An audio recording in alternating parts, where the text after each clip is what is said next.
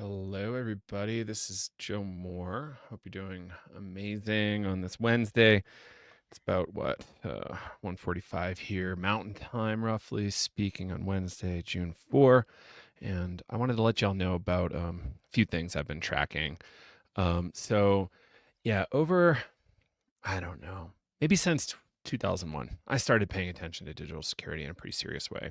Through high school, we had, before that, in the mid to late 90s, we had, all these kind of tools that said, "Oh, look, like what kind of neat stuff can we do to like prank our friends over AOL?" And there's all sorts of fun stuff there. And that was kind of weird times, but that's when I started becoming aware of the novel ways in which you can use computer networks. And a number of years later, 2001, we had this 9/11 scenario happen, and as a result, governments worldwide, including the United States, really ramped up their surveillance and warrantless wiretapping and all that kind of fun stuff.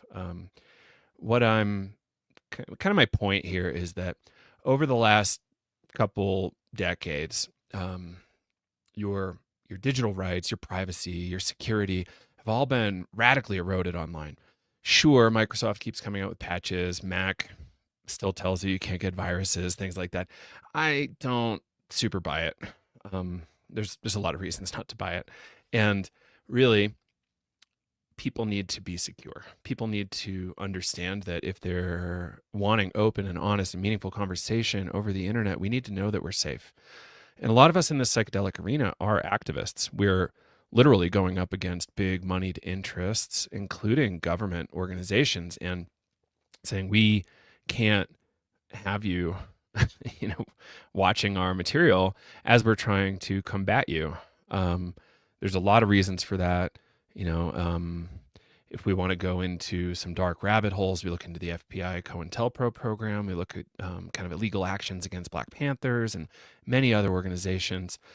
And there's no reason to suspect those same things might not be used against us in the psychedelic space. So it pays to be more careful online. It pays to know that when you are communicating with people, it's safe and there's no other eyes watching. So to that end, July 11, we kick off a digital security program. It's 3 live sessions with me to do Q&A. I did 20 years professionally in software before jumping into the psychedelic arena full time, and lifelong computer nerd, security geek, spy culture geek, all that kind of stuff. Like, used to think I was going to go into CIA. Really happy I didn't end up there.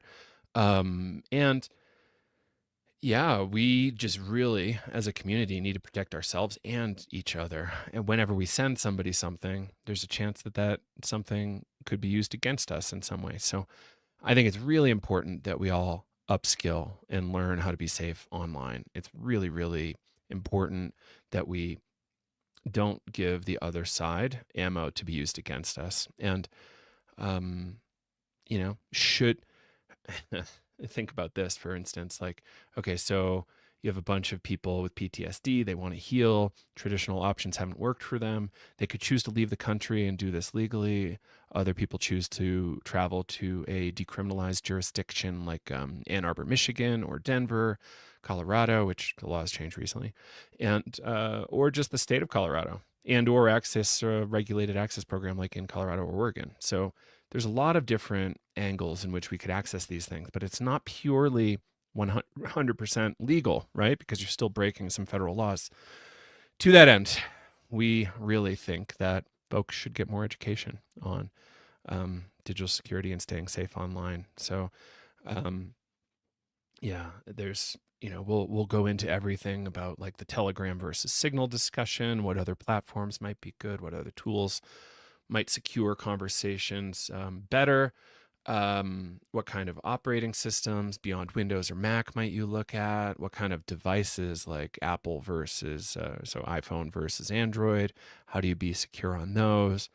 And much more, and much more. So, you know, uh, it's important that we understand what's out there. I don't know if anybody knows this one, but there's this technology called Stingray where vans will actually go around a city and intercept cell phone signals. So they'll act as if they are a cell phone tower Literally, your cell phone can connect to them as if it's a cell phone tower. You can make phone calls, you can send text or emails, and all of those things are intercepted. And they can, if they're not encrypted, they can be used against you. There's a question out there, Healing with KK. Do you think safety is just an illusion at this point? I think we don't understand what we mean when we say the word safety.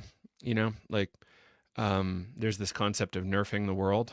Do you want to nerf your communications? I don't know. I think you want to be able to communicate in a really pure way and be really straight up with folks. I think this was ages ago. This is probably in the late 80s or early 90s. Microsoft was hired by, I think, the State Department to make a fully secure computer system. And the fully secure computer system they made was radically unusable. It wasn't really a system worth using. And this was with all the money in the world. We understand things a lot better.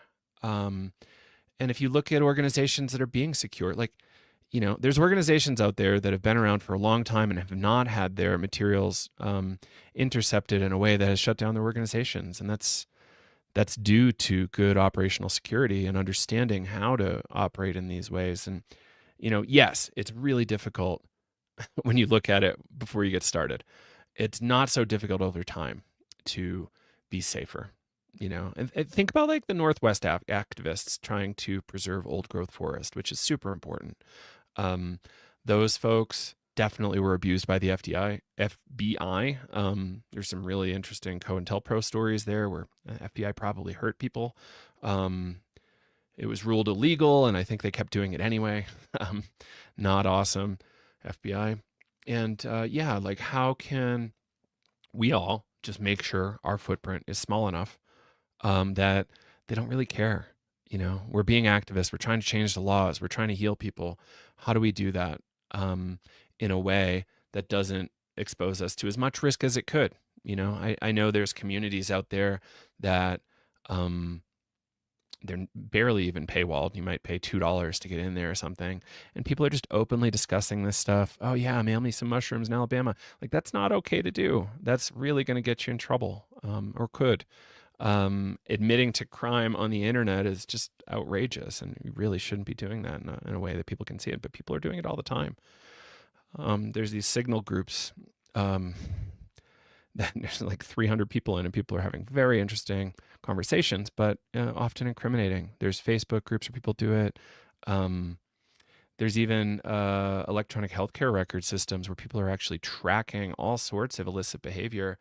And there's no real promise that data won't ever make its way back towards somebody that could harm somebody. So that's what we're going to be talking about. It's just, how do we be better to ourselves and others by understanding the digital ecosystem that we live in now, and how do we just continue to stay on top of it, improve practices over time. And the silly analogy I use recently is to not get eaten by the lion, you just have to not be the slowest. And it's sad to have to think like that, but I didn't make the federal apparatus. Somebody else, a lot of other people did.